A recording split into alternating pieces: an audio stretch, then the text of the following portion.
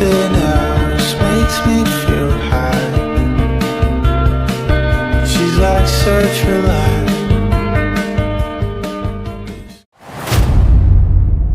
Pose with the fans. Pose with the pose with the pose with the fans. Pose with the pose with the pose with the fans. Fans. Pose with the fans. Pose with the pose with the pose with the fans. Pose with the pose with the pose with the fans.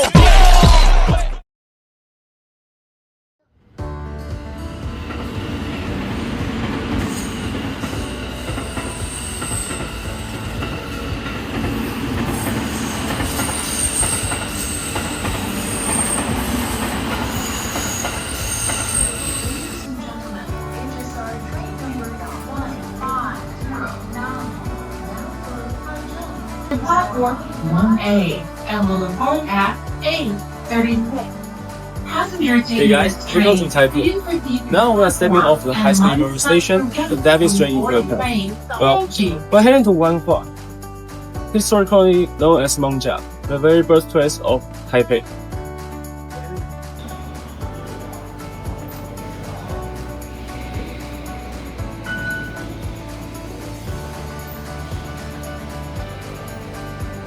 Wanhua is a place of stark contrast. It is where the center of century-old insects meets the glow of neon lights. Next, we will explore spiritual centers, historical blocks, and the epicenter of Taiwanese pop culture. Let's go.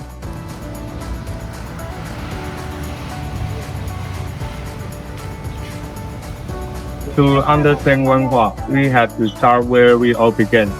Stepping through the Mongjia Longshan Temple is a full sensory experience. The smell of incense, the sound of chanting, the absolute devotion.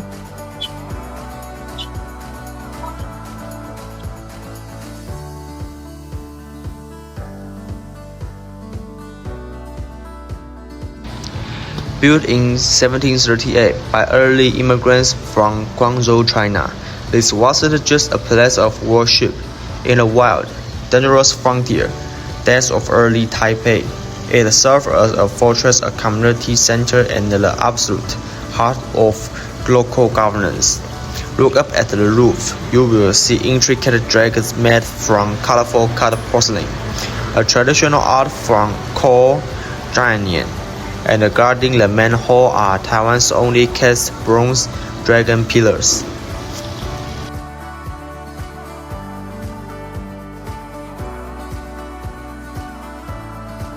This temple has been rebuilt and destroyed multiple times due to earthquakes and typhoons, but its most famous story happened in 1945 during the massive World War II air raid. The main hall was completely leveled by bombs, and yet when the smoke finally cleared, the wooden statue of Guan Yi, the goddess of mercy, was found sitting right there amidst the rubble, completely unharmed. To the locals, it was a miracle. Today, it operates on a fascinating polytheistic system, housing over 100 Buddhist and Taoist deities. It is essentially a one-stop spiritual center.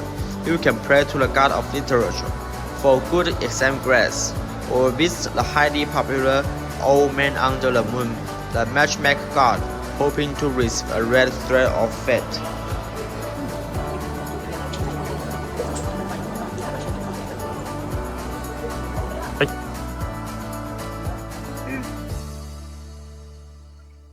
If the temple is the spiritual realm, then the Mongjia part right outside its door is firmly grounded in the earthly one. Historically, temple plazas were the living rooms of the community. Today, this park carries on that legacy. It is raw, it is unfiltered, and it is deeply authentic. Here, under the shade of banyan trees, you will find fierce games of Chinese chess, street-side fortune tellers predicting the future, and the local elders keeping the oral history of Taipei alive. Tucking away just behind the bustling areas of Longshan Temple lies a hidden architectural treasure, Ru Market, originally known as Xinfuting Market, that we're going to look at.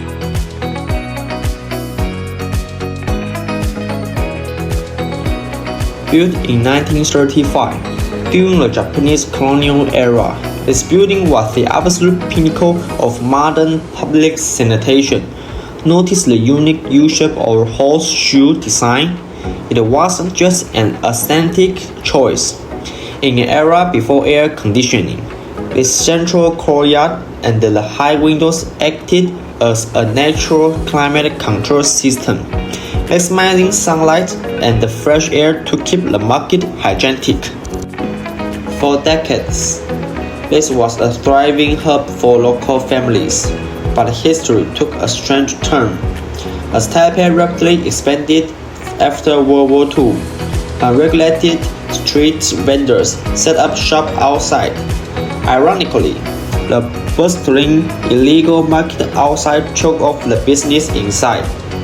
By the 1990s, this beautiful structure had fallen into disrepair, becoming a forgotten storage space.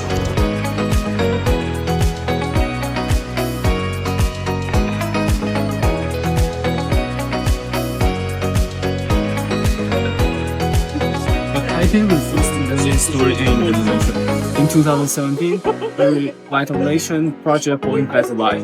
They even restored this wooden Japanese-style building, which was used to be market administrator's office and dormitory. Today, New Market is a vibrant cultural hub. It is an incubator for art exhibitions, community workshops, and arguably hosts one of the coolest cafes in Wanhua.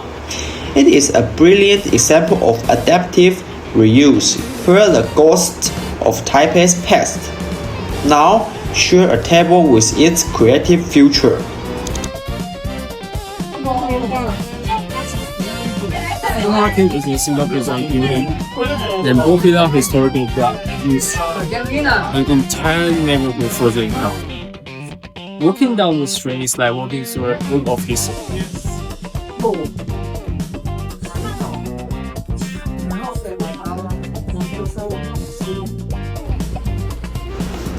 Over 200 years ago, this was one of the most prosperous commercial streets in Mengjiang, trading coal, lumber, and tea. What makes it an architectural marvel is the mashup of eras. You have traditional Qing Dynasty red brick walls standing shoulder to shoulder with Japanese-era washed stone facades and the Baroque-style decorations. Notice the continuous covered walkways that are called kilo or arcades. It is an ingenious architectural adaptation to Taiwan's unpredictable weather, shielding merchants and shoppers from scorching sun and the sudden torrential typhoons. When we passed this place, we found that there is a speech about mental health and interior design. So we decided to take a look. Here we go.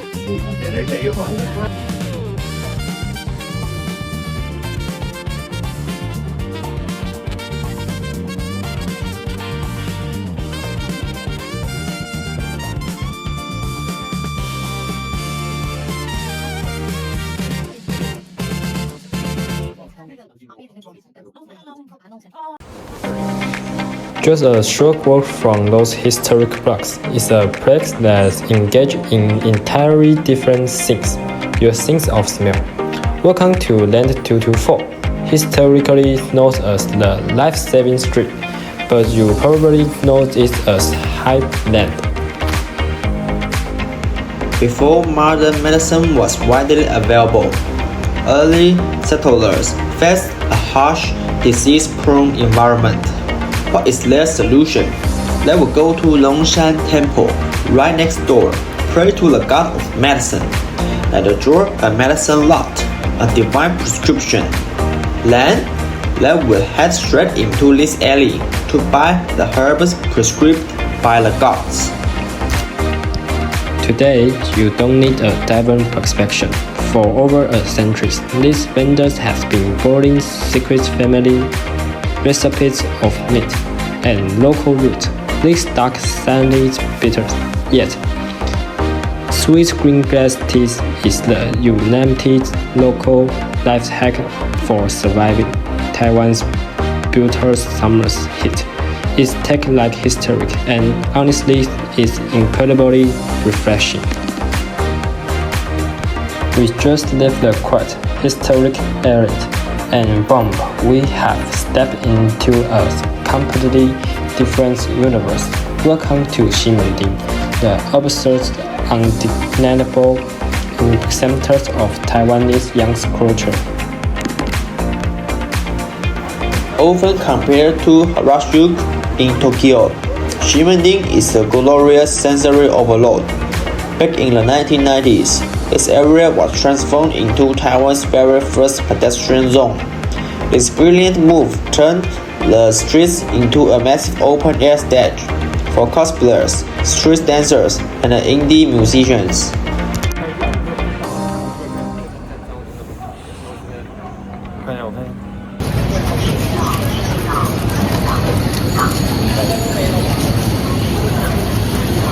In just one short day, we essentially traveled through centuries. Wanhua proved something beautiful about Taipei. The city doesn't need to erase its past to embrace its future. And thank you for joining us, and goodbye.